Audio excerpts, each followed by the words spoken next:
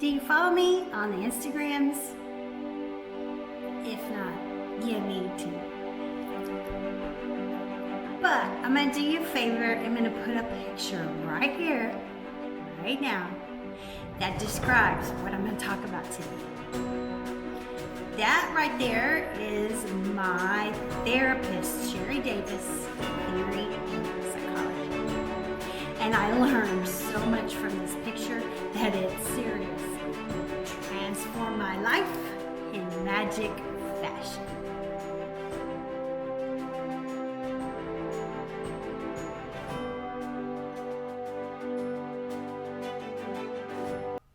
Hey, Kathie Owen here, and welcome to my YouTube channel where I talk about transforming your life in magic fashion. Today we're going to talk about the victimizer mentality that takes place, especially in arguments with anybody, anytime, any place, anywhere, and how to overcome that. My name is Kathie Owen. If you're new here, I'm a certified life coach and fitness trainer since 2002, and I help people transform their lives in magic fashion. As a survivor of complex post-traumatic stress disorder and narcissistic abuse, I help others overcome.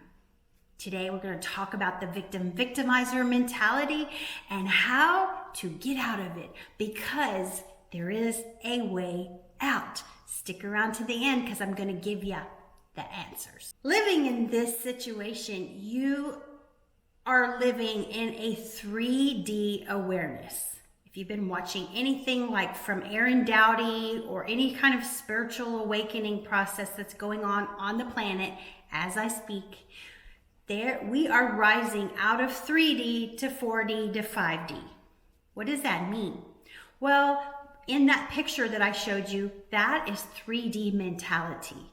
To get to 4D or 5D or maybe even 6D, we need to get into victor mentality at the top of the triangle. But how do we do that? And as a human, we are spiritual beings living a human experience. So we're on a journey. The destination, I don't know.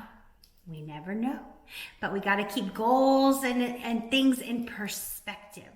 And as a human, to overcome the pain of the human body experience, become aware. Awareness is the first step. And this theory of psychology by Sherry is an awesome way to look at it. We are spiritual beings living a human experience. What does that mean? That means the spiritual being is already in 5 or 6D. It's already higher dimensions. We want to get in touch with that, especially now because the planet is awakening. We are coming through this process. I started my spiritual awakening back in 2007, and it's evolved ever since. It's not like you just all of a sudden wake up and go, everything's peachy. Oh no, actually, sometimes it gets worse before it gets better. But when you're aware and you understand this process, it will transform your life in magic fashion. Today, we're going to talk about gaslighting. What is it and how it relates to this model, the victimizer model. What is gaslighting, Kathie? What is it? Well, there's several things that happen when we get into an argument. And the argument doesn't have to be with a narcissist. This can happen with anybody we experience an argument with. And an argument is usually triggered by abandonment issues. When somebody gets abandonment issues, they lash out. Victim is abandonment. Victimizer is lashing out. Just think of it like that. The first element of gaslighting, not to understand. This will obviously piss somebody off. If they just pretend, I don't get it. I don't know why you're so upset. That is a gaslighting signal. Number 2, they label your thoughts as crazy. You're just crazy. You know, my therapist taught me one time, she says, don't ever call anybody crazy, because technically we all are crazy. But when somebody calls you crazy, That's just wrong, and it's mean, and it's hateful, and it's bullying, and it's victimizing. Remember that. Number 3, they question your memory. They bring up things that they think happened but didn't happen. So they say, oh, this is what happened here, and I can't believe you don't remember that. You know you did that. That is how they question your memory. Very similar, number 4 is they pretend to forget. Oh, I just forgot. I forgot that happened. That's one of their favorite things to say, well, at least mine. I forgot that happened. I don't think that really happened. Again, they're pretending to forget. Number 5, they trivialize your feelings. They say, I don't know why you're so upset. That didn't matter when it was horrible. Horrible. You know, you better. And number 6, they deny their promises. They make promises, but they deny they ever made them. Yeah. Been there, done that too. All of the above. Those are gaslighting principles. So think about gaslighting. What does that mean to you? What does that mean to you? When somebody lights something with gasoline, it explodes, it fires, and fire is everywhere the gasoline touched. Just get that in your mind and become aware. That is the victimizer at the bottom of the triangle, remember? Okay, that victimizer is just victimizing you to become a victim. When we become a victim for long enough, we end up lashing out at the victimizer. It's just what happens. We do it within as well. And how do we overcome that? Well, I'm going to talk about that at the end of the video, but let's go over some top mistakes that start before any of this is even a thing. The first thing that happens is we're not even aware. We're not even aware this is going on.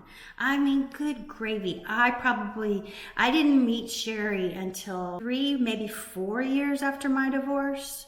I was in anger, frustration. I was pissed at the world. And I remember my friend who told me about her, said, Kathie, run, don't walk to Sherry's office and go see her. And Sherry saved my life. Really, she did. I was miserable, very unhappy. You wouldn't even recognize me if you saw me today and that person back then. I was so abused, so mistreated, so post-traumatic stress. I was anxiety out the ass. I wasn't aware that this powerful thing was here. But here's what's happening on the planet. People are waking up. I started my spiritual awakening in 2007. And it's not like you just wake up and go, it's all peachy now. Oh no, sometimes it gets worse before it gets better. But here's the key. You're now aware. I became aware. And as Sherry taught me this in her theory of psychology, I spent years in therapy with Sherry, and I highly recommend a professional therapist, especially if you're a victim of narcissistic abuse and you have post-traumatic stress disorder, because it will change your life. And, I became aware of where I didn't have any boundaries. I had no boundaries. We'll get to that in a minute. By becoming aware of Sherry's theory of psychology, the victim-victimizer mentality that was going on, that is that circle 8 that never ends. It never ends. I won't say never, because it will end when you go up into victor. And we're going to talk about that at the end of the video. But the biggest mistake I wasn't aware of this. And on top of that, I took that victim-victimizer mentality within me. That was probably the worst thing, because I beat myself up. I was huge, and you've heard me say this in previous videos, I was huge into shame and guilt. I was at the very bottom of the levels of consciousness. How was I gonna get out of that? Not only that, when you've been a victim for long enough, you're going to victimize. You're going to lash out. In my last video, I just talked about this, how I would get so shaky and so pissed that I would write out a whole long email to him and send it right away. And I mean, that email was good. I had all the best advice. I had all the best. I am a writer. I've just been a writer. Go read my blog. That's a thing about my blog, because I could write this better than I can even talk it on video. Sometimes I read my blog posts, I'm like, wow, that's pretty good, huh? And I was like that with my emails. I knew what I was saying. He didn't read it. He didn't care. He was doing his narcissistic thing, and he was married to a narcissist, and she's the one that controlled his emails. So, hello, they laughed at me. I'm sure they laughed at me. They didn't care. Didn't matter. I was victimizing them. They didn't feel it, but that really ended up inside me. I was like giving my power away. Remember that. That's a top mistake. You give your power away by victimizing yourself. What happens? You have no boundaries. Boundaries. Huge is boundaries. The book, very first time I started to identify, I entered therapy, not with Sherry, but at the end of my marriage, I entered therapy with Maisie Leftwich. And she told me about this book, Boundaries by Townsend and Cloud. And I identified that I had no boundaries. There was no boundaries going on. What? That's not going to help me. Not at all. So I became aware of the boundaries, and I'm going to put a link in the description below to that book, as well as to some videos on boundaries by Townsend and Cloud and how to identify them, how to establish them. They help you all across the board. If you're not aware and trying to become into victor, you will stay stuck in that circle 8. That's why it's infinity, because you will stay stuck down there. And you're not in a healthy relationship when you stay stuck down there, including with yourself. Here is the secret sauce. What are the solutions? Kathie, I know you want to know how to fix this. How do we get to victor? Ask yourself that question right now. Ask yourself and think about it. How can I do what, you used to hear that saying, what would Jesus do? Literally, that's what that means. What would Jesus do? But what would your higher self do? What would infinite intelligence do? In a nutshell, what is the kind thing? And that does not mean being kind to the narcissist, okay? Sit back and observe the situation. Observe what's going on. Now that you know this, you have a little secret power in your pocket. You can see any argument that takes place. Just start watching them on TV. Look at who's the victim, who's the victimizer. How long does the victim stay there? How long does the victimizer stay there? How long till the victim starts victimizing that one and goes back and forth in every argument. I've heard it said, you can never tell who's the bigger fool in an argument. You really can't. And if you sit back and observe it, it becomes almost funny. Actually, it does become funny. I'll give you an example. I first read that book, Boundaries by Townsend and Cloud. I got the workbook. I was doing the work. I was on it. And I identified that. I was sitting at this desk in my office. This desk belonged to me and Kenny when we were married. And Kenny my office was right off of our bedroom. And so he was in the bedroom and he was yelling at me about something. He came into my office and stood at my desk like this. Like this. He was like, right here, all in my face. And I'm just sitting there letting him have his temper tantrum. And there was something very funny about this argument because he was butt-ass naked, yelling at me. I was like, it must have been exactly the time I was reading how to use humor to interpret things. And I was like, oh my God, this is so funny. And it took all I had not to laugh at him. And I mean, he was lashing out at me. I must have, in the past, I would have gone to the bathroom and locked myself in there and cried for hours. I would have been in there crying and crying and crying until he didn't care, until he was asleep, whatever. And not this time. Not this time. Cadillac was getting her power back. I found humor in it.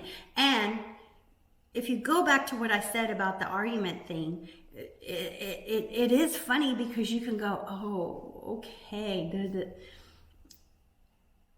I identify the victim and the victimizer. And it's hilarious. Here's another way you can use humor with it. When a narcissist is generally, I would say 9 times out of 10, accusing you of something, they're really talking about themselves. That is a defense mechanism called projection. And I did a video on this previously, and I'll try to find it and put a link in the description below, but it's how you can tell what others are doing because they're projecting it onto you. For example, my ex would tell me that I was cheating on him and I was out running around when I was at home with a 3-year-old and a 1-year-old. How could I be out running around? I didn't have time to even think about another man.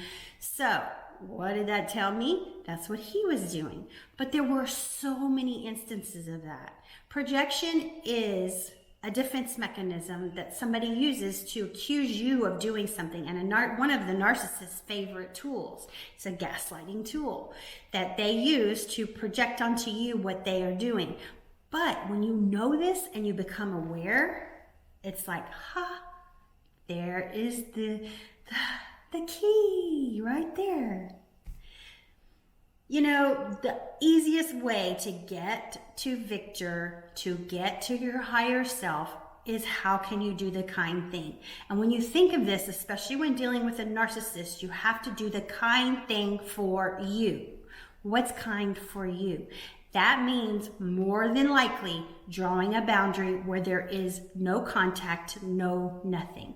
When you're dealing with a narcissist, you have to go no contact. When you break up with a narcissist, don't go follow thank God social media wasn't around back then, because I'm sure that stepmom would have used that to her advantage, which now I don't even know what they do. I don't care.